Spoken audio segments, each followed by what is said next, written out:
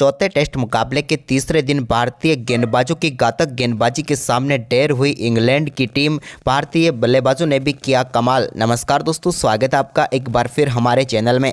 दोस्तों, भारतीय टीम ने चौथे टेस्ट के तीसरे दिन शानदार तरीके से ध्रुव जुरैल की बेहतरीन बल्लेबाजी और इसके बाद भारतीय टीम के गेंदबाजों की घातक गेंदबाजी के दम पर इस टेस्ट में एक बार फिर भारतीय टीम ने मजबूत स्थिति बना ली है। तो दोस्तों, आपको इस वीडियो में चौथे टेस्ट के तीसरे दिन का पूरा हाईलाइट इस वीडियो में बताएंगे। लेकिन दोस्तों, उससे पहले आप भी टीम इंडिया के इस बेहद ही शानदार परफॉर्मेंस को देखकर खुश है तो इस वीडियो को लाइक जरूर कर दें और साथ ही साथ अभी तक चैनल को सब्सक्राइब नहीं किया तो चैनल को सब्सक्राइब करके बेल आइकन जरूर दबा लें।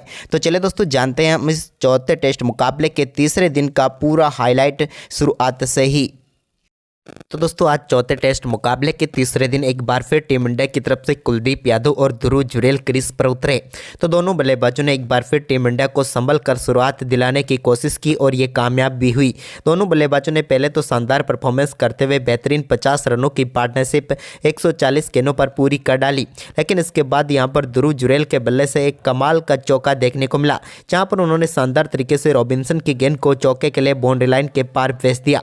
तो वहीं पर इसके बाद कुलदीप यादव ने भी 82वें ओवर में शानदार परफॉर्मेंस करते हुए एक और शानदार चौका जड़ा। यहां पर उन्होंने शोएब बशीर की गेंद को बिहाइंड द पॉइंट चौके के लिए बाउंड्री लाइन के पार भेज दिया। दोनों बल्लेबाज अब कमाल की बल्लेबाजी करके सिंगल डबल्स के साथ ही टीम के स्कोर को आगे बढ़ा रहे थे और एक बेहतरीन पार्टनरशिप कर डाली दोनों बल्लेबाजों ने। लेकिन इसके बाद दोस्तों 89वां ओवर डालने आए इंग्लैंड की तरफ से जेम्स एंडरसन। लेकिन इस ओवर की तीसरी गेंद पर टीम इंडिया के बल्लेबाज कुलदीप यादव के गेंद बल्ले को लगकर सीधे स्टंप पर जा लगी और आज के दिन टीम इंडिया ने अपना पहला विकेट गंवाया। जहां पर दोस्तों कुलदीप यादव काफ़ी शानदार तरीके से साथ दे रहे थे ध्रुव जुरैल का।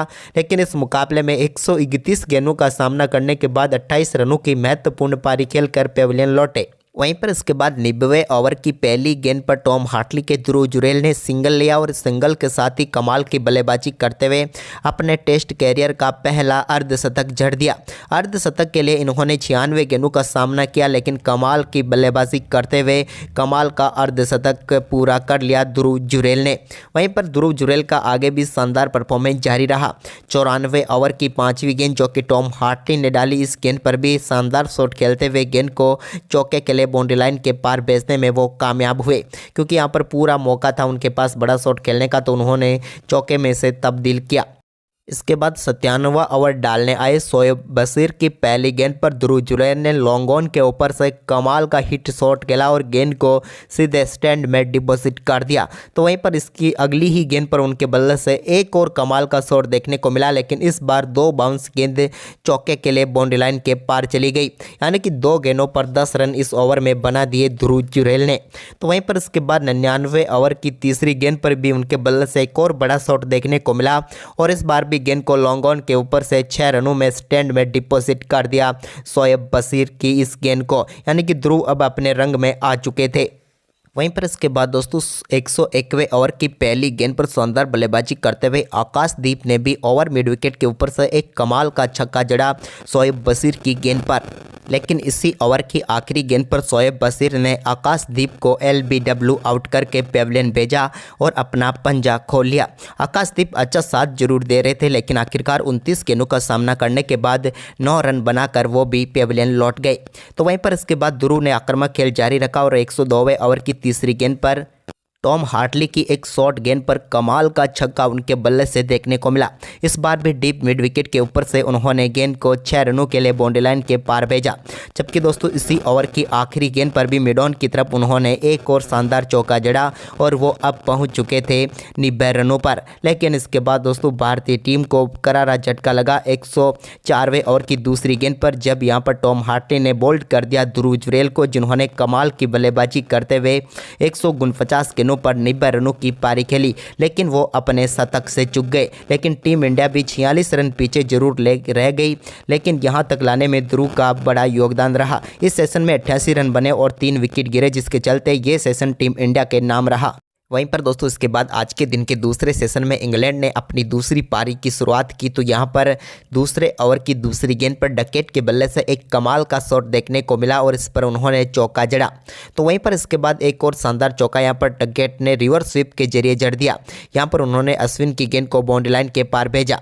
लेकिन इसके बाद दोस्तों 5वें ओवर की 5वीं गेंद पर रविचंद्रन अश्विन ने टीम इंडिया को पहली सफलता दिला दी और बेन डकेट का कैच यहाँ पर पावर शॉट लेग पर खड़े सरफराज के हाथों में गया और भारतीय टीम को पहली सफलता मिली। डकेट इस मुकाबले की इस पारी में 15 गेंदों का सामना करने के बाद 15 रन बनाकर पेविलियन लौटे। तो वहीं पर इसके बाद दोस्तों भारतीय टीम को अगली सफलता के लिए ज़्यादा इंतजार नहीं करना पड़ा और इसी ओवर की अगली ही गेंद पर रविचंद्रन अश्विन ने ओली पॉप को भी LBW आउट करके पेविलियन भेज दिया और भारतीय टीम को बैक टू बैक 2 गेंदों पर 2 सफलताएं दिला दी।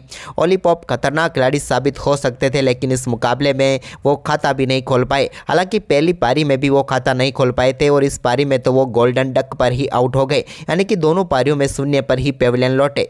इसके बाद दोस्तों यहाँ पर शानदार परफॉर्मेंस क्रॉली ने दिखाया जहां पर उन्होंने 9वें ओवर की तीसरी गेंद पर रविचंद्रन अश्विन के एक कमाल का चौका मिड ऑफ के ऊपर से लगाया। तो वहीं पर इसी ओवर की 5वीं गेंद पर भी उन मिड ऑफ की तरफ एक और कमाल का शॉट खेलने में वो कामयाब हुए, जबकि ओवर की आखिरी गेंद पर भी मिड ऑफ की तरफ ही एक और शानदार चौका लगाकर इस ओवर में 3 बेहतरीन चौके रविचंद्रन अश्विन के ओवर में जड़ दिए क्रॉली ने। इसके बाद दोस्तों यहाँ पर रविचंद्रन अश्विन ने 17वें ओवर की आखिरी गेंद पर भारतीय टीम को जो रूट के रूप में बड़ी सफलता दिला दी। जो रूट यहाँ पर विकेट के सामने पाए गए थे और यहाँ पर उन्हें पेविलियन लौटना पड़ा। कमाल के रिव्यू था ये भारतीय टीम की तरफ से लिया गया और यहाँ पर साफ तौर पर आउट हुए इंग्लैंड के पहली पारी के हीरो जो रूट, जो कि दूसरी पारी में 34 गेंदों का सामना करने के बाद 11 रन बनाकर पेविलियन लौटे। इसके बाद क्रॉली का शानदार परफॉर्मेंस आगे भी जारी रहा। उन्होंने 18वें ओवर की आखिरी गेंद पर मोहम्मद सिराज के एक और शानदार चौका लगाया। तो वहीं पर इसके बाद 19वें ओवर में जॉनी बेयरस्टो के बल्ले से भी शानदार चौका देखने को मिला। यहाँ पर उन्होंने मोहम्मद सिराज के ओवर में एक और शानदार चौका जड़ा। अब यहाँ पर शानदार बल्लेबाजी दोनों बल्लेबाज कर रहे थे लेकिन इसी बीच शानदार परफॉर्मेंस करते हुए 24वें ओवर की तीसरी गेंद पर सिंगल के साथ अपने टेस्ट कैरियर का तीसरा अर्धशतक क्रॉली ने पूरा कर लिया। उन्होंने 71 गेंदों पर शानदार अपना अर्धशतक पूरा किया। लेकिन इसके बाद यहां पर 29वें ओवर की पहली गेंद पर कुलदीप यादव ने जैक क्रॉली को भी बोल्ड करके पेविलियन की राह दिखा दी और भारतीय टीम की झोली में एक और महत्वपूर्ण सफलता डाल दी। क्रॉली काफ़ी शानदार बल्लेबाजी कर रहे थे लेकिन 91 गेंदों का सामना करने के बाद 60 रन बनाकर वो पेविलियन लौटे।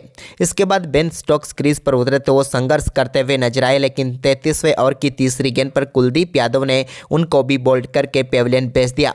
बेन स्टोक्स अच्छी बल्लेबाजी कर सकते थे लेकिन यहाँ पर खतरा टाल दिया कुलदीप यादव ने और 13 गेंदों पर 4 रन बनाकर बेन स्टोक्स पेविलियन लौटे और आज के दिन के दूसरे सत्र का खेल भी समाप्त हुआ। यहां पर इंग्लैंड की टीम 120 रनों पर 5 विकेट गंवा चुकी थी लेकिन इस सेशन में 120 रन बनाए और 5 विकेट इंग्लैंड ने गंवाए, जिसके चलते ये सेशन भारतीय टीम के नाम रहा। लेकिन इंग्लैंड की टीम के पास अभी भी 167 रनों की बढ़त हो चुकी थी। वहीं पर इसके बाद दोस्तों आज के दिन के तीसरे सत्र का खेल शुरू हुआ तो यहाँ पर भारतीय टीम को एक बार फिर शानदार शुरुआत मिली क्योंकि दोस्तों यहाँ पर पहली ही गेंद पर रविंद्र जडेजा ने जॉनी बेयरस्टो को रजत पाटीदार के हाथों कैच करवा कर पेविलियन भेज दिया और तीसरे सत्र की कमाल की शुरुआत भारतीय टीम के लिए हो गई क्योंकि जॉनी बेयरस्टो अच्छी बल्लेबाजी कर रहे थे लेकिन उनका विकेट टीम इंडिया को मिल गया। बेयरस्टो ने 42 गेंदों का सामना किया और 30 रन बनाकर वो पेविलियन लौटे।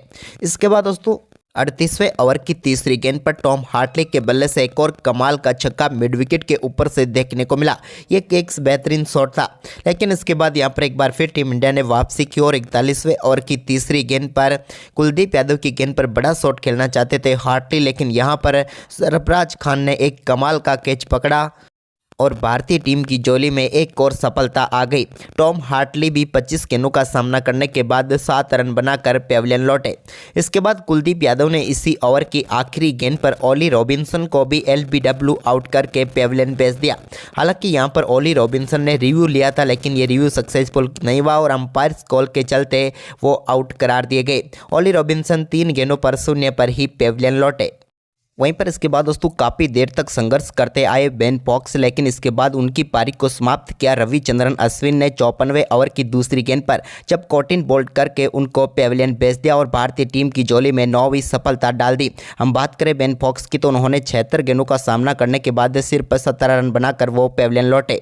तो वहीं पर इसके बाद आखिरी विकेट भी रविचंद्रन अश्विन ने ही लिया और यहाँ पर उन्होंने ध्रुव जुरेल के हाथों कैच कराकर एंडरसन को पेविलियन भेजा और अपना पंजा खोल दिया और भारतीय टीम ने इंग्लैंड की टीम को दूसरी पारी में मात्र 145 रनों पर ऑल आउट कर दिया। टीम इंडिया की कमाल की गेंदबाजी रही। तो वहीं पर इंग्लैंड की टीम ने भारतीय टीम के सामने अब 192 रनों का लक्ष्य रखा इस मुकाबले को जीतने के लिए। वहीं पर दोस्तों इस लक्ष्य का पीछा करने उतरे टीम इंडिया की तरफ से रोहित शर्मा ने कमाल की शुरुआत करते हुए दूसरे ओवर की चौथी गेंद पर एक शानदार चौका मिडॉन की तरफ जड़ दिया। तो वहीं पर इसी ओवर की 5वीं गेंद पर भी उन्होंने एक और फ्लिक शॉट खेला और इस बार भी गेंद को मिडॉन की तरफ ही चौके के लिए बाउंड्री लाइन के पार भेज दिया और बैक टू बैक चौके जड़ दिए। तो वहीं पर इसके बाद तीसरे ओवर की 5वीं गेंद पर जो रूट के एक शानदार स्वीप शॉट खेलते हुए बेहतरीन चौका बैकवर्ड स्क्वायर लेग की तरफ जड़ दिया यशस्वी जायसवाल ने भी। तो इसके बाद चौथे ओवर की चौथी गेंद पर रोहित ने एक बार फिर मिड विकेट बाउंड्री को टारगेट किया और एक और फ्लिक शॉट के जरिए गेंद को बाउंड्री लाइन के पार भेजा। तो वहीं पर इसके बाद दोस्तों दोनों बल्लेबाजों ने शानदार परफॉर्मेंस करते हुए आज के दिन को समाप्त किया और भारतीय टीम ने 8 ओवर में 40 रन बना लिए। अब भारतीय टीम को मुकाबला जीतने के लिए 152 रनों की जरूरत है, जबकि दोस्तों रोहित शर्मा 24 तो वहीं पर यशस्वी जायसवाल 16 रन बनाकर क्रीज पर मौजूद थे।